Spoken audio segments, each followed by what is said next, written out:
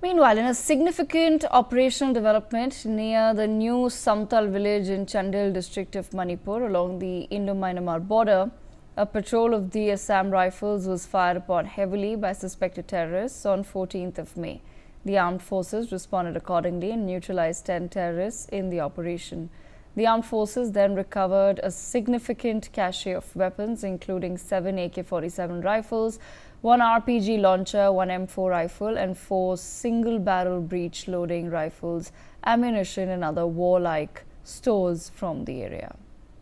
My colleague Nibir Deka with us on the broadcast. Nibir, take our viewers through the details.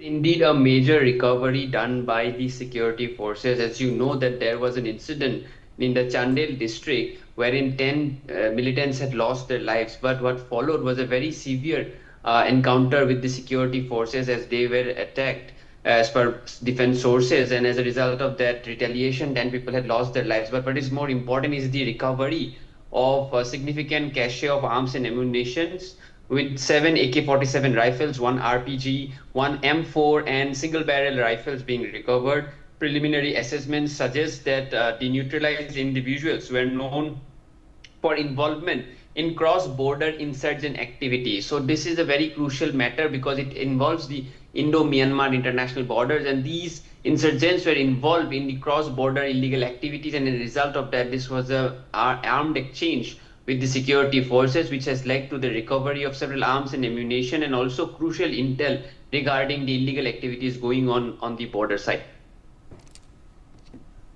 Okay, Nibir, thank you so much for joining us on the broadcast with those details. Meanwhile, in a bid to clearly articulate India's stance on terrorism originating from Pakistan to the international community, Prime Minister Narendra Modi-led BJP government is launching a significant global outreach initiative.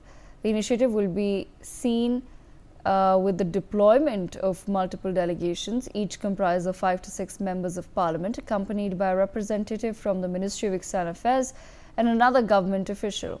MPs have been advised to ensure that their passports and travel documents are readily available, with the MEA coordinating all travel logistics. The delegation is expected to depart India around 22nd May and return early in June between the 3rd and 4th of the month. The groups will engage with lawmakers, officials and think tanks to convey India's position on cross-border linkages to the Pahalgam terror attack of 22nd April, which killed 26 civilians. India's military has targeted terrorism infrastructure in territories controlled by Pakistan and the subsequent escalation of tensions. My colleague Brian Thomas with us on the broadcast. Brian, take our viewers through the details, please.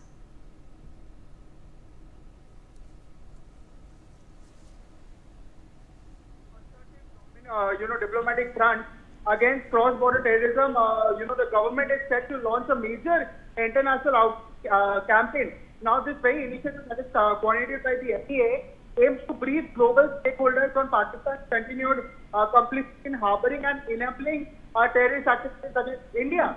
Now, very importantly, under this very plan, multiple parliamentary delegations, each consisting of 5 to 6 MPs, will be dispatched. Key global captors, each team will also be accompanied by a senior MP official and an additional government representative to provide technical and diplomatic support. This delegation will also engage with foreign lawmakers, officials, think tanks and media to clearly articulate India's position on the growing threat and cross-border terrorism and the recent escalation along the LOC itself.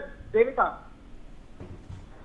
And Brian, how many such delegations are we expecting to be traveling abroad? Clear, Devika, like I mentioned itself, under this very plan, multiple parliamentary delegations will be there, each consisting of 4 to 5 to 6 MPs will be dispatched to key global capitals. They will be accompanied by senior MEA officials and will also be having additional government representatives to provide technical and diplomatic support itself. Even according to officials familiar with the development, MPs have also been instructed to ensure the passports and travel documents in order. The MEA will also be coordinating with logistics, including flights, visas, and accommodation itself. Very importantly, again, the delegations are expected to depart India around May 22nd and return in the first week of June, likely between June 3rd or 4th. Devika. All right, Brian, thank you so much for joining us on the broadcast with those details. Meanwhile, Union Home Minister Amit Shah today has inaugurated the